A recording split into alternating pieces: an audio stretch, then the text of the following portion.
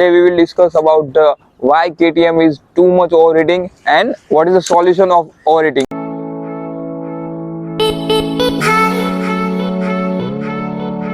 So very good morning and welcome back my YouTube channel. Today we will discuss about why KTM is too much overheating and what is the solution of overheating. So let's start the video.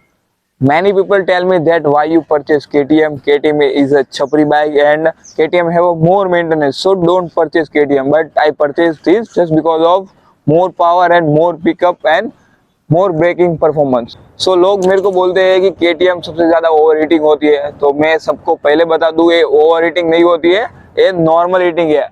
सबसे पहले मैं बात कर दूं इसका competition कौन कौन सी bike है. इसका कंपटीशन है Dominar 250, Yamaha R15, Bajaj RS 200 and CBR 150 and CBR 250.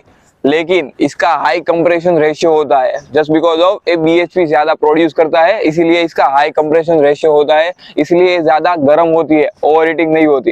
ये चीजें आपको बाउंस गई होगी, मैं थोड़ा और डिटेल में आपको समझा दे रहा हूँ. ये है 200cc सेगमेंट और इसका पावर है 25 BHP यानी ब्रेक हॉर्स पावर. इसके ऊपर हम अलग से वीडियो बनाएंगे, लेकिन आप अभी इतना समझ लो, ये है 200cc सेगमेंट और इसका पावर है 25 BHP.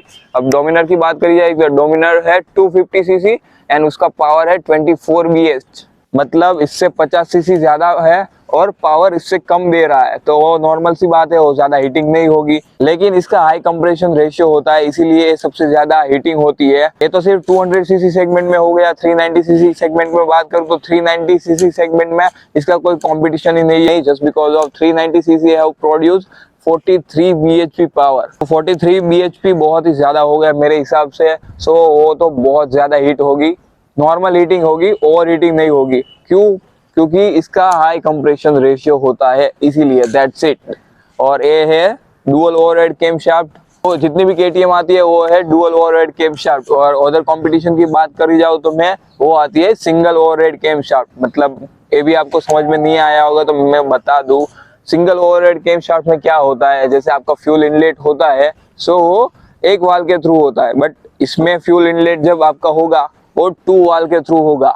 मतलब आपको पिकअप चाहिए, पावर चाहिए, then this one is good for you. अब यामाहा R15 की बात कर लूं या डोमिनार 250 की बात कर लूं तो आपको इंस्टेंट पिकअप चाहिए तो वो नहीं मिलेगा, just because of he have a single cylinder और single overhead cam shaft. But this one KTM have a dual overhead cam shaft, so that's the main reason this is a more heating as compare to other bikes. अभी 200cc bike या 390cc bike को आप traffic में लेके जाओ तो सबसे ज्यादा हीट वहां पे होगी, जस्ट बिकॉज ऑफ वहां पे जो सराउंडिंग की एयर होगी वो आपके इंजन पे स्ट्राइक नहीं होगी, इसीलिए सबसे ज्यादा हीटिंग वहां पे होगी. बट आप इसको हाईवे पे लेके जाओ तो उतना ज्यादा हीट नहीं होगी, क्योंकि सराउंडिंग की जो एयर होती है वो इंजन को लगेगी और आपका इंजन कूल रहे. KTM 390 की बात करूं तो KTM 390 है वो 43 BHP पावर. सो उसको ओवरकम करने के लिए KTM को अपना CC प्लस करना पड़ेगा या फिर BHP कम करना पड़ेगा. अगर CC प्लस कर दिया तो KTM को कॉस्टली हो जाएगा और कस्टमर को भी थोड़ा महंगा पड़ेगा,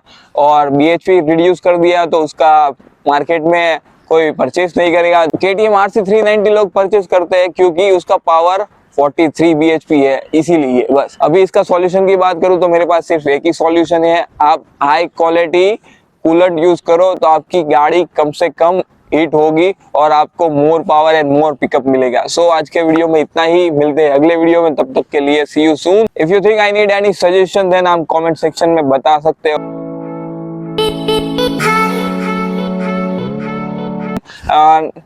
And if you think I need any suggestion then I come. चश्मा हो तो सबसे पहले मैं बता दूं